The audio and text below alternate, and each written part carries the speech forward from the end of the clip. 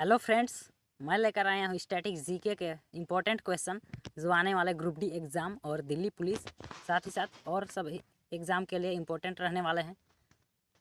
तो static GK से science के सभी क्वेश्चन जितने बनते हैं मैं वो लेकर आया हूँ ताकि आप एग्ज़ाम में अच्छे नंबर ला सकें फ्रेंड्स। तो चलिए देखते हैं आज का हमारा फर्स्ट क्वेश्चन। वायु में मौजूद निम्नलिखित में से कौन सा तत्व चांदी की वस्तुओं को काला कर देता है जब इसे वायु के संपर्क में लाया जाता है? इसका सही आंसर होगा गंधक। गंधक ही ऐसा तत्व है फ्रेंड्स जिसे वायु के संपर्क में लाने पर चांदी की वस्तुएं काला हो जाती हैं। अगला क्वेश्चन है, एक वयस्क मानव हृदय का औसत वजन लगभग कितना होता है? इसका सही उत्तर होगा 300 ग्राम के लगभग। क्वेश्चन नंबर थर्ड, प्रोटोप्लाज्म शब्द किसने गढ़ा है? इसका सही आंसर होगा जोहान इवेंजलिस्ट पुरनकिंजे। फ्रेंड्स, प्रोटोप्लाज्म शब्द जोहान इवेंजलिस्ट पुरनकिंजे ने गढ़ा था, ये आपको याद रखना है। अगला क्वेश्चन है, बांस में फूल आना खाली स्थान का कारण बनता है। दिए गए ऑप्शन से आपको बताना है कि बांस में फूल आने का मतलब क्या होता है। इसका सही आंसर होगा ऑप्शन डी, चूहों की आबादी में वृद्धि होना। और एग्जाम में बांस से पूछा जाता है कि बांस किस जाति के अंतर्गत आता है, यानी वो पौधा है या शाख है या झाड़ी है। तो उसका आंसर हो जाएगा बांस झाड़ी के अंतर्गत आता है। अगला क्वेश्चन है, निम्नलिखित में से किस पादप समूह में फल के अंदर बीज मौजूद होते हैं? किस पादप समूह के अंतर्गत उनके बीज फल के अंदर ही मौजूद होते हैं? दिए गए ऑप्शन से आंसर आपको बताना है। इसका सही उत्तर होगा ऑप्शन ए, आवृतबीजी। क्वेश्चन नंबर 6, जीव जो अधिक दूर के संबंधी हैं उनके डीएनए में अधिक अंतर होंगे, इस विचार के आधार पर निर्मित दृष्टिकोण को क्या कहा जाता है? कहने का मतलब जो जीव जितने अधिक दूर के संबंधी उनके उनके डीएनए में अंतर तो जाहिर से है कि होगा ही फ्रेंड्स। तो इस विचार के आधार पर जो निर्मित दृष्टिकोण बनता है उसको साइंस में क्या नाम दिया गया है? तो उसका नाम दिया गया है मॉलिक्यूलर फाइलिगनी। हिंदी में आणविक जातिवृत्ति कहा जाता है। क्वेश्चन नंबर 7, वंशागति नियम लॉ ऑफ इनहेरिटेंस की खोज किसने की थी? ये तो आपने पढ़ा ही होगा फ्रेंड्स। वंशागति नियम ग्रेगर जॉन मेंडल ने दिया था, इसका आंसर हो जाएगा। Question number 8, survival of the fittest वाक्यांश किसने गढ़ा था? सर्वाइवल ऑफ द फिटेस्ट वाक्यांश किसने गढ़ा था? इसका आंसर हो जाएगा हर्बर्ट स्पेंसर। ये आपको याद रखना है, हर्बर्ट स्पेंसर ने ही सर्वाइवल ऑफ द फिटेस्ट वाक्यांश दिया था। ये सभी सिलेक्टेड क्वेश्चन को मैं ही आपके लिए ग्रुप डी के और दिल्ली पुलिस के लिए खास तौर पर लाया हूँ फ्रेंड्स। तो इसे रिवाइज के तौर पर 2-3 बार तक आप जरूर से देखकर इसे याद कर लें और दोस्तों के साथ भी शेयर करें। अगला क्वेश्चन है, जीवधारियों के वर्गीकरण की मूल इकाई क्या है? इसका सही उत्तर होगा जाति। जाति के आधार पर ही जीवधारियों के वर्गीकरण का मूल इकाई होता है। और हमारा अगला क्वेश्चन है, निम्नलिखित में से कौन सा जंतु उभयचर श्रेणी के अंतर्गत आता है? दिए गए ऑप्शन से आपको बताना है उभयचर श्रेणी के अंतर्गत कौन सा जंतु आता है। इसका सही आंसर होगा option A, toad. Question number 11, निम्नलिखित में से कौन सा एक जीवाणु जनित रोग है?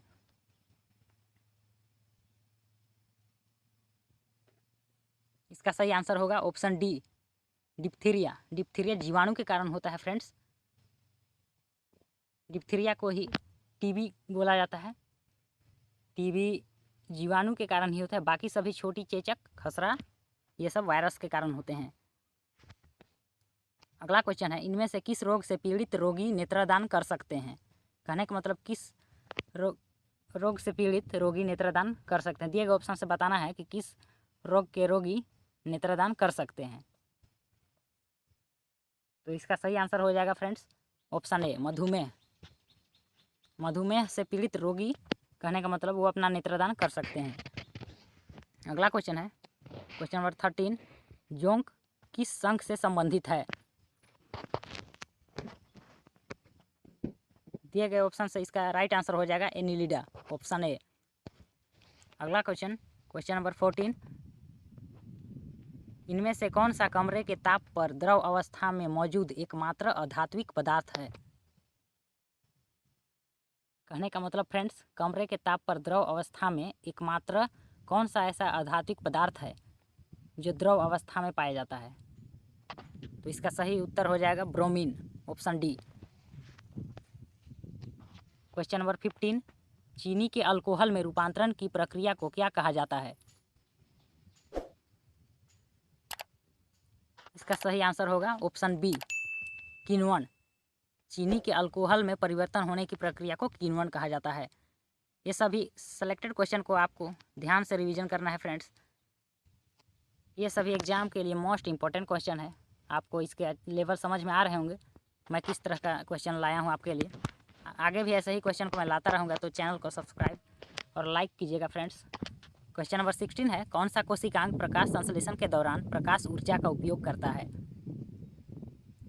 कौन सा कोशिका का अंग, कहने का मतलब प्रकाश संश्लेषण के दौरान प्रकाश ऊर्जा का उपयोग करता है?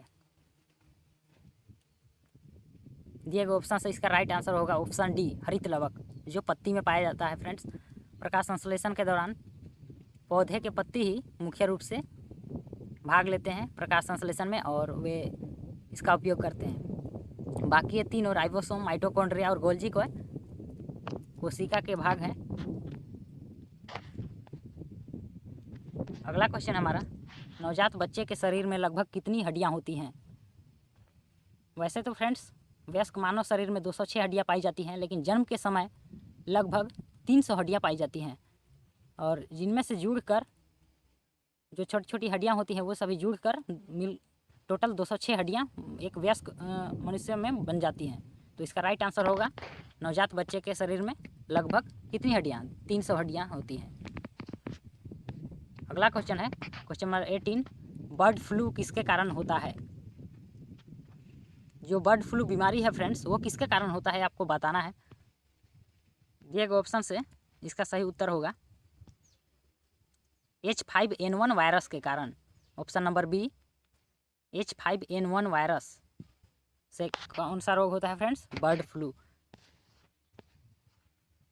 क्वेश्चन नंबर 19, पाचन के अंत में जारी ऊर्जा का रूप कौन सा होता है? आपको इसका उत्तर बताना है कि पाचन के अंत में जारी ऊर्जा का रूप कौन सा होता है। कहने का मतलब पचाने के दौरान कुछ ना कुछ तो ऊर्जा निर्मुक्त होता है फ्रेंड्स, तो वो ऊर्जा किस रूप में होता है? दिए गए ऑप्शन से आपको बताना है।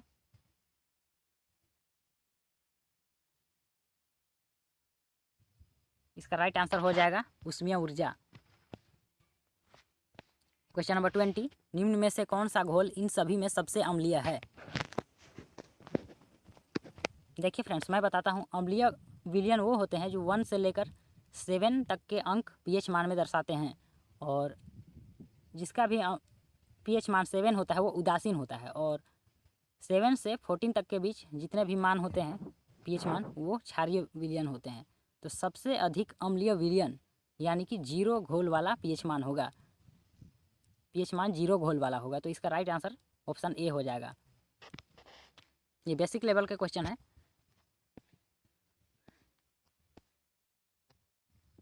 क्वेश्चन नंबर 21, मानव मस्तिष्क में ध्वनि की अनुगुंजन कितनी देर तक कायम रहती है?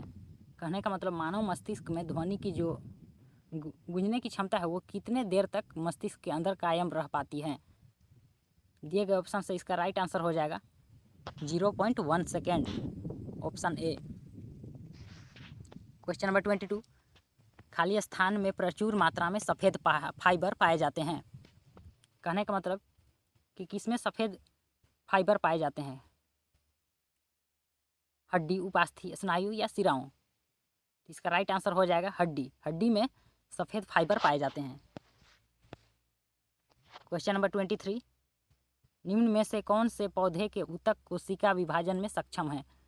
कहने का मतलब पौधे के ऊतक कोशिका विभाजन में सक्षम कौन सा है? दिया गया ऑप्शन से इसका सही उत्तर होगा विभज्योतक, विभज्योतक उतक में ही मतलब पौधे के इस विभज्योतक भाग में ही कोशिका विभाजन होता है, कहने का मतलब। ऑप्शन सी इसका राइट आंसर होगा। क्वेश्चन नंबर 24, निम्न में से कौन सा एंजाइम अग्न्याशय द्वारा स्रावित होता है? इसका सही उत्तर होगा ट्रिप्सिन, ऑप्शन बी। अग्न्याशय से स्रावित रस ट्रिप्सिन होता है।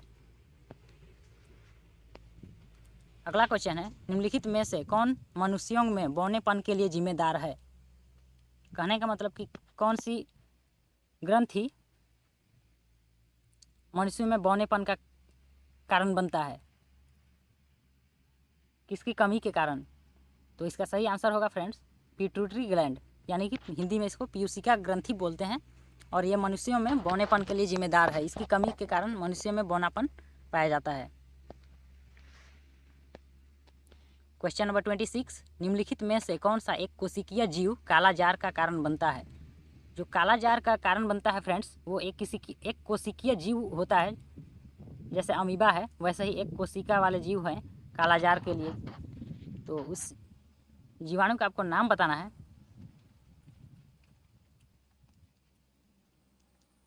इसका सही आंसर होगा ascaris, option B. Question number 27, निम्नलिखित में से कौन सा रोग वायरस से नहीं होता है?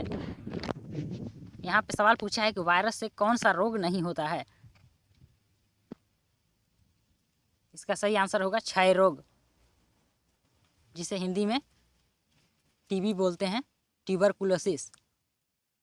वायरस से होने वाला रोग नहीं है, बाकी सभी चिकन पॉक्स, खसरा, इन्फ्लुएंजा सभी वायरस से होने वाले रोग हैं। अगला क्वेश्चन है, मनुष्य में ऐच्छिक गतियों का नियंत्रण किसके द्वारा होता है?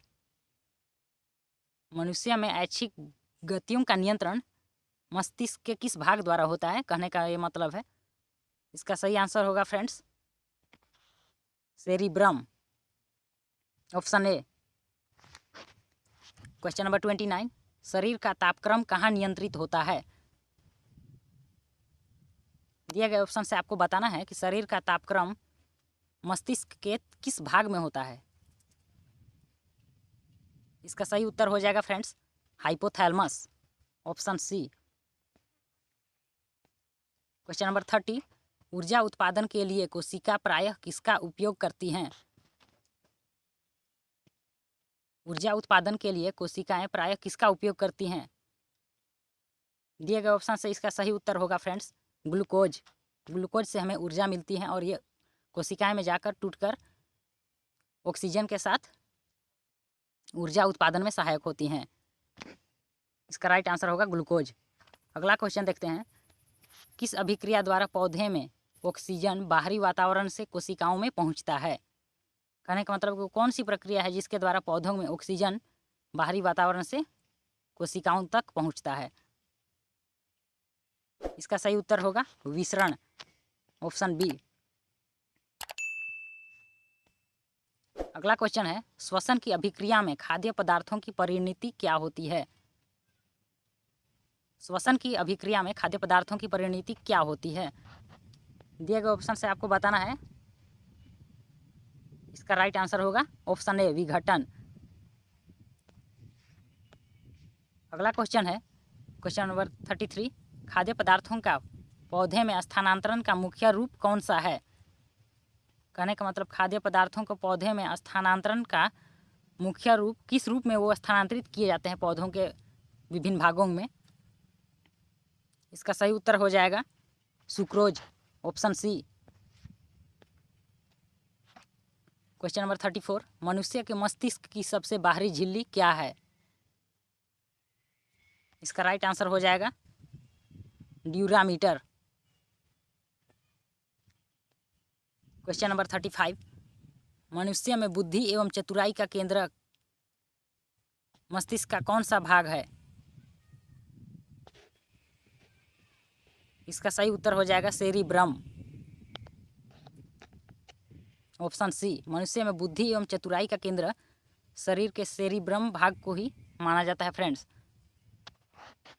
यही वो भाग है जिसमें मनुष्य की बुद्धि एवं चतुराई निहित होती है। हमारा अगला क्वेश्चन है क्वेश्चन नंबर 36। रक्त में ग्लूकोज की मात्रा नियंत्रित रहता है। ये आपको बताना है कि रक्त में ग्लूकोज की मात्रा किसके द्वारा नियंत्रित रहता है। इसका राइट आंसर हो जाएगा इंसुलिन के कारण, ऑप्शन डी। मैं जितने भी क्वेश्चन लाए हूँ फ्रेंड्स, ये सभी एनटीपीसी हो या एसएससी के सभी सेलेक्टेड क्वेश्चन को मैं आपके लिए लाया हूँ, और आने वाले एग्जाम में ऐसे ही क्वेश्चन पूछे जाएंगे फ्रेंड्स। तो इन सभी क्वेश्चन को आप अच्छे से रिवीजन करें। अगला क्वेश्चन है ओजोन परत के न होने पर वायुमंडल में कौन सा गैस, कहने का मतलब या विकिरण पाया जाता है। एसएससी 2010 में पूछा हुआ क्वेश्चन है फ्रेंड्स। ओजोन परत के न होने पर वायुमंडल में क्या मौजूद रहेगा, कहने का मतलब वैसे भी घुमा कर पूछा जा सकता है। तो इसका सही उत्तर होगा पराबैंगनी किरणें, यानी कि ओजोन परत ही हैं जो हमें पराबैंगनी किरणों से क्या करती हैं, बचाती हैं। अगला क्वेश्चन है वायुमंडल में कार्बन डाइऑक्साइड के संचयीकरण को कम करने का एक उपाय वन रोपण है, क्योंकि ऑप्शन से आपको बताना है कार्बन डाइऑक्साइड के संचय को कम करने का एक उपाय तो वन रोपण है, और क्यों है। तो इसके आंसर आपको ऑप्शन से बताना है। आरआरबी एनटीपीसी 2016 में आया क्वेश्चन है। इसका सही उत्तर होगा ऑप्शन ए, पेड़ों से कार्बन सिंक बनती है।